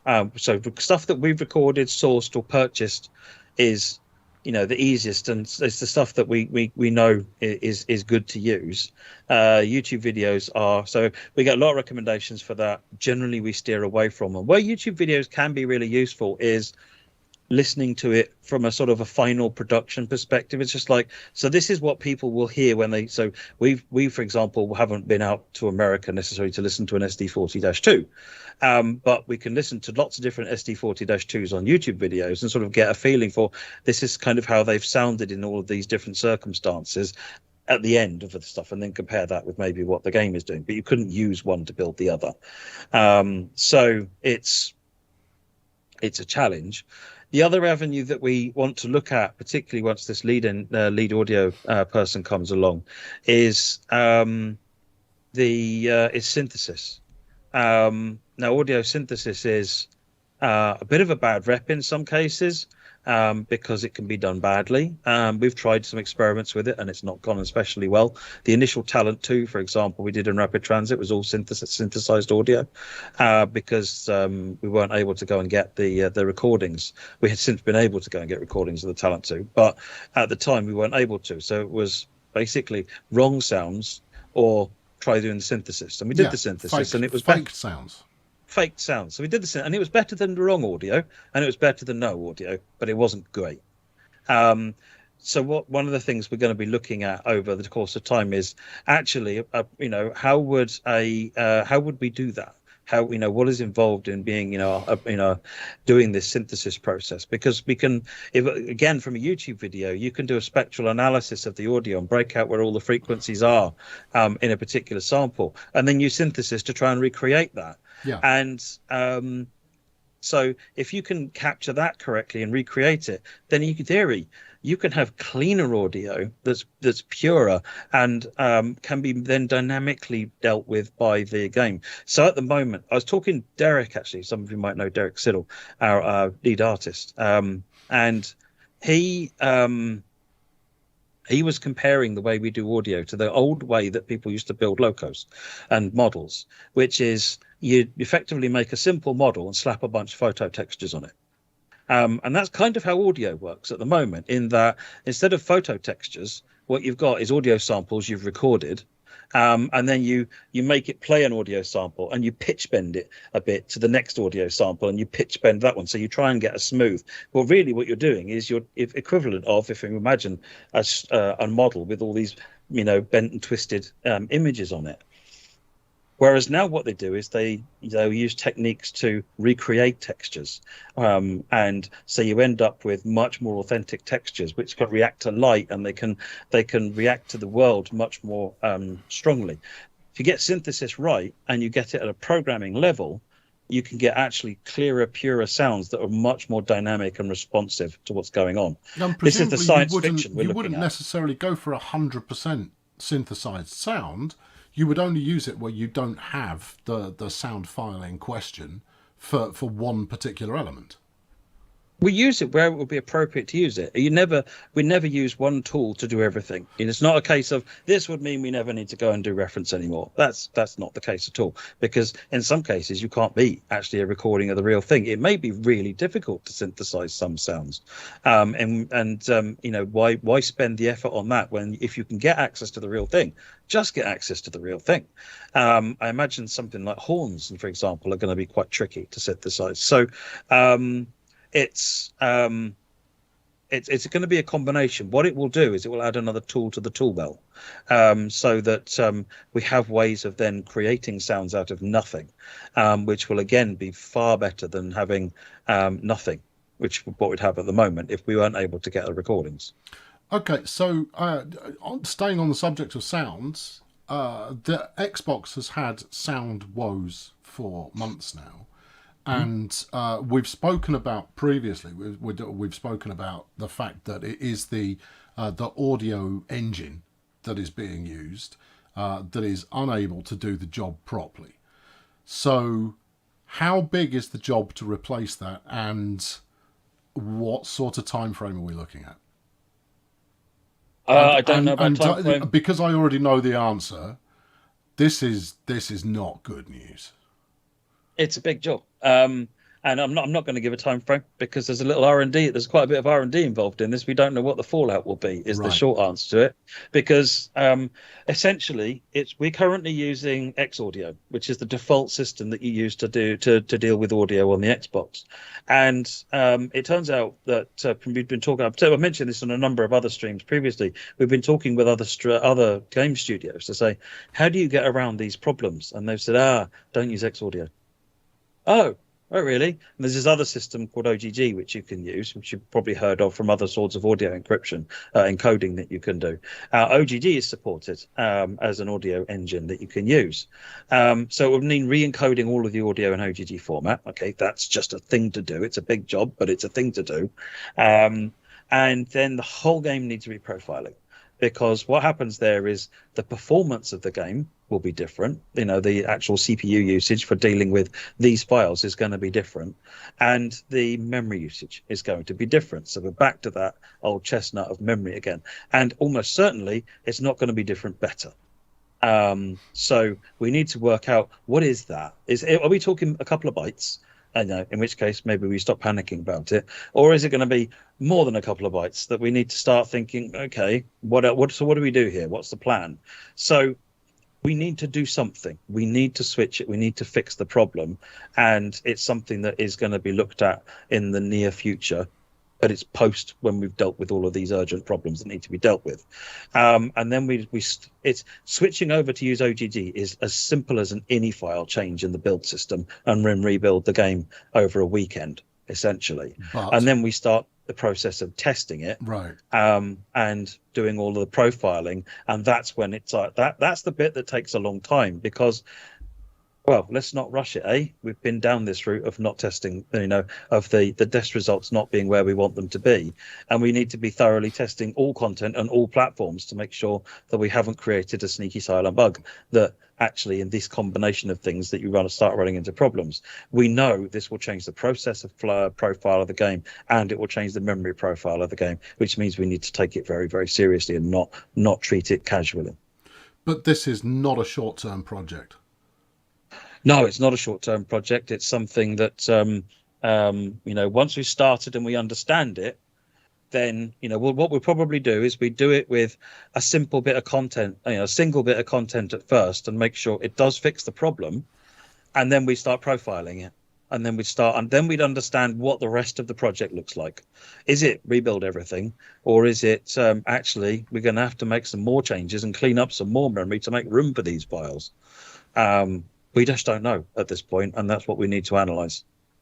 So, staying with sound for kind of one last section, the 187 last week was met with about as hostile a response as I've seen anything that we've ever released. It was clear that 187 fans from Germany were, and further afield, were not impressed at all with the sound selection that had been done. I mean, and that's before you get to the fact that there were other issues going on in there. Now, this was developed by Skyhook, and Skyhook are still very much in the early days of making stuff for Train Sim World. They've helped out on some really important work that we've done, and they're getting there, but I'm not going to talk specifically about the 187, but where does the point come where we decide whether a route a third party has done is suitable for release or not? Should we be involved in that process, or because here's the thing: is that over time we're going to add more third parties to Train Sim World, and as much as we hold the keys to the publishing platform, does that also then put a responsibility on us to make sure that it reaches a certain level of quality and consistency?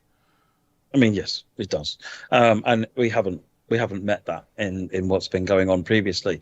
Part of the problem is that I think we'd unconsciously taken a slightly hands away process from approach for third party developers to allow them the freedom of creativity in their own respect. We don't want to make it where effectively everyone is making Dovetail Games add-ons. We want third parties to, if a Skyhook creates an add-on or Rivet creates an add-on, it want players to feel like this is a Rivet add-on. But what's happening is that they're not actually necessarily meeting the basic expectations people have got. That's where we must step in, and where we haven't done a good enough job previously, and will be from now on. And this starts earlier in the process. So we've been helping Rivet actually much earlier in the West Cornwall life cycle, advising them on, well, those bits need improving before we'd ever consider that being released. So we've already started improving that process. to help. I'm not intending to be harsh to Skyhook here, because it feels to me like we didn't give them the advice they needed with regards to authenticity of sound.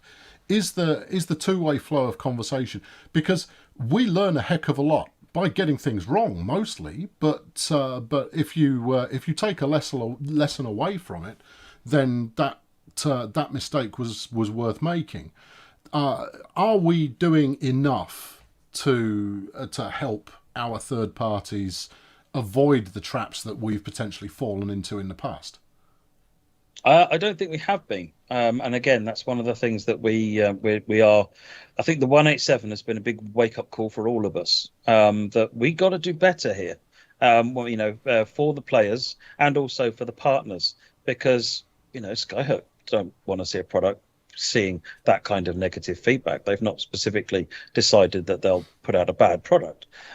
So we need to be sharing our experiences and advice, and also putting gates on minimums and just saying, no, actually, this is not just advice at this point. At this point, this does need to be better. Here's how you need to make it better. Now, we do work with the partners. They have access directly to our dev teams. So we'll provide them with a lot of assistance. But it's gone wrong in this particular instance, and not great in some of the previous ones. And this is where we are taking much more of an interest in third-party projects going forward, so that we can provide earlier assistance, and more importantly, provide earlier advice, and say that's just not going to fly. That does need. Don't underestimate this. You need to do that, so that we can provide that feedback back to them. I can also offer some insight here as well, if you'd like. So obviously, since the 187 received the reaction it did, Skyhook have been incredibly proactive when it comes to talking with the community team. They really want to improve. So we've given them a long list of what would be considered the priorities from the community. And they've also acknowledged that they were absent on the lead up to the 187 releasing. So that is something they would also like to improve for their future releases, because as I'm sure everybody is aware, it felt a bit like they were hiding or burying their heads in the sand because they knew that the sound was incorrect for the 187, when the reality was they were just unavailable. But that is something that we're going to try and rectify going forward. And they're very committed to that. And let's not forget that these are game developers. Yes. These aren't idiots like me who actually enjoy doing this, appear on camera and show stuff. So getting someone who is willing to stand up here in front of what is not always the friendliest of audience, and I'm not saying that that's unjustified, but it's not always the friendliest, is that falls outside their job description. So we want to make sure that we can do previews, and previews are something that we've started doing more frequently this year. In fact, I think we've only missed it in one or two occasions, and it's something that is critical, because we really want you to know what it is that we're releasing. We endeavour to not shy away from anything that shows up on a preview stream, and the feedback that we get from viewers of those previews is absolutely critical, because you will be the people who are most likely to know it in real life. On occasion we have people who know it in real life because they lived there, or they lived in the past, and therefore, or they've been out and done a route survey. But if it's your favourite route and you've studied it and you've read the history books and you know the exact nuance of it, that's where we can get absolutely brilliant feedback. Someone earlier said that when we do a preview, that's all locked in at that point, and that's what we're getting. Quite often that's the case, yes, but every release we do gets patched after it's released anyway, because even with with 500 people actively testing the game, it still doesn't come close to what will happen when you've got 10,000 people doing it. And that's what happens when we have the initial release, is that you are going to find things that we did not. Now, we know that with Rush Hour, you found things that we really should have found. And if we didn't find them, then that represents a massive problem. And if we did find them and then release them anyway, that represents an even bigger problem. We talked about that earlier on in the stream. It was a little bit partially inconclusive, I think, is the answer there. I mean, the aim here is to be as open as possible with regard to our thought processes, I guess, for the game as it evolves, and for the problems that have come up. But the only thing that's actually going to prove intent and maybe demonstrate any level of integrity here is actually fixing these problems and fixing them in a timely fashion. Yeah, indeed. Yeah, I know that was a bit of a highfalutin statement, and I am a little bit prone to those.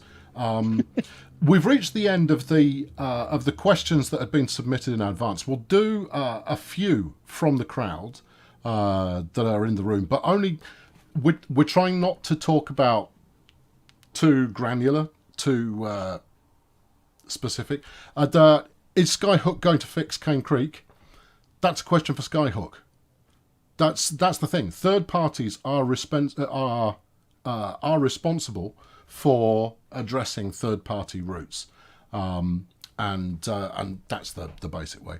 How many times does it go through testing? Please watch the start of the stream, BT. We talk about that a lot. I think yeah. Okay, so we'll answer a few more questions. Matt, if you see anything interesting, Nat, if you've picked any out along the way, then chuck them in. There was one, obviously we were talking about third parties and we spoke about Skyhook, but we didn't actually talk about Rivet. And it is worth mentioning how they've definitely improved their approach to releasing routes. They've taken on board the feedback that they've received, and they're trying really, really hard to just give you better content. Okay, fine. There's a couple of people asking about the... Just stay on third parties just for a sec. Renid Rock says, do we pay Skyhook or Dovetail? Well, you're not paying either unless you've ordered... If you've ordered from the Dovetail store, you've paid Dovetail. If you've ordered from Valve, you've paid Steam. If you've ordered from Steam, you've paid Valve. If you've ordered from Xbox, you've paid Microsoft.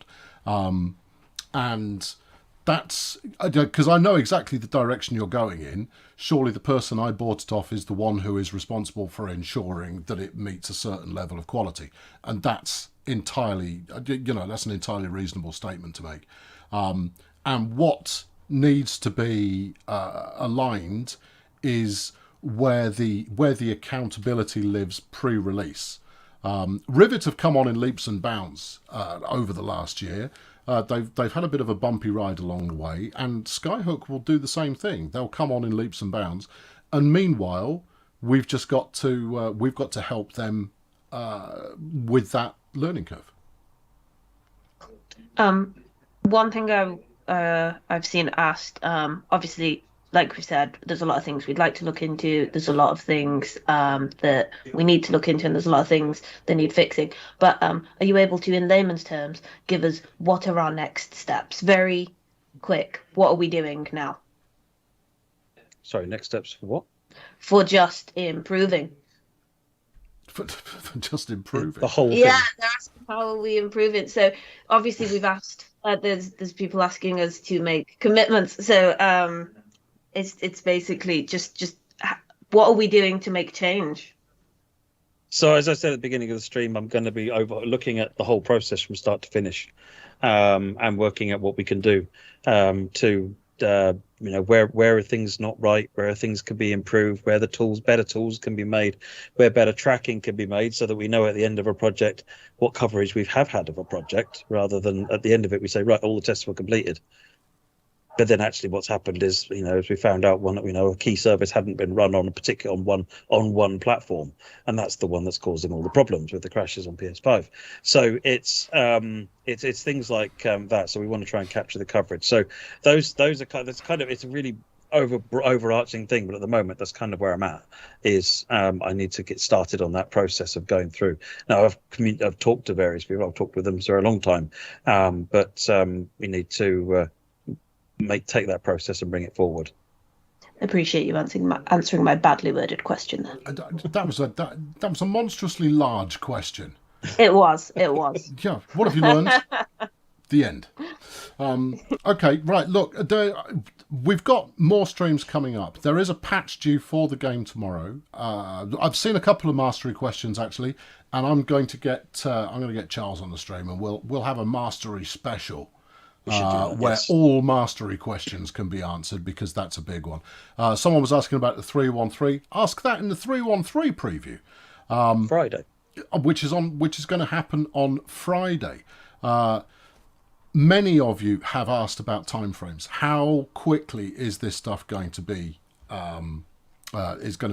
Is it going to be dealt with? And the short answer is we don't know. But that's not a good answer. So we will collaborate behind the scenes and come up with some better answers for the timeframes involved. Because how long are you supposed to wait before we restore it working properly to where it should be? And that's a big issue. So we will take some time and come up with some kind of guidance as to what you can expect. Yep, absolutely. Yeah. So thank you very much for tuning in today. Obviously, there will be some areas that we haven't covered in depth. That's what the forums are for. The forums are there for you to ask questions, and we will endeavour to answer them when we can. And if we can't, then we'll find a way to figure out why we don't. Yeah. Though we don't know yet is a way better excuse than excuses others made. We don't know because it's how long is a piece of string. Do you have to go through evaluation and then development and then testing and then redevelopment and then what else did it break? So there is it's a moving target. Sorry, the game's in the shape that it's in, and that is not what we set out to do. We set out to make a really good, fun, enjoyable train simulation game. And we had one of those not so long ago. And then we tried to make it better, and it didn't quite pay off. Wickham Works Junction, talk to tech support. I've seen your question. You posted it over and over again. And several people pointed you at tech support. Talk to tech support. They will help you out. Talk to tech support. I can't fix it for you here. This is not something we can fix here. But talk to our tech support team. All right. Thanks very much for watching. Thank you, Matt. It takes a lot of guts to stand up here and take not easy questions. It's the questions that need to be answered, though. Yeah, it's good to be here, and thank you everyone for asking your questions, and hopefully we can get you better answers as we go. Yeah, and thank you, Natalie, for being the voice in the wilderness. You're welcome. Yes. All right. We're back tomorrow. Who's back? Who's on tomorrow? Nat, you've got the schedule up in front of you. Tomorrow is hold on one second. Tomorrow is Wednesday, so it's Jamie on Workshop Wednesday tomorrow. Okay. And then on Thursday it's West Cornwall local release. It is. Or is it another preview? It is. No, it's the release. No. It's a preview. I don't know. It's preview. It's a preview. Okay. No, it's not. It's a release. It's a I was going to release. say it's released. Yeah. It's release. Oh, guys. Oh, this is seamless. This is going really. I'm so glad we've got you here. And then on Friday, Nat, what's happening It's on been a long Friday? stream. And then Friday is a preview of the 313. But just to confirm, Thursday is a release stream There you go. with Matt, Jasper, and JD. Okay. Yeah. Well, you You can't can kick use JD off West Cornwall. That's his favourite route. It It is. is his favourite. He's loving it. He's loving it. Yeah. Okay. Thanks very much, everybody, for tuning in, and we will talk to you soon. Bye. Bye bye. Bye.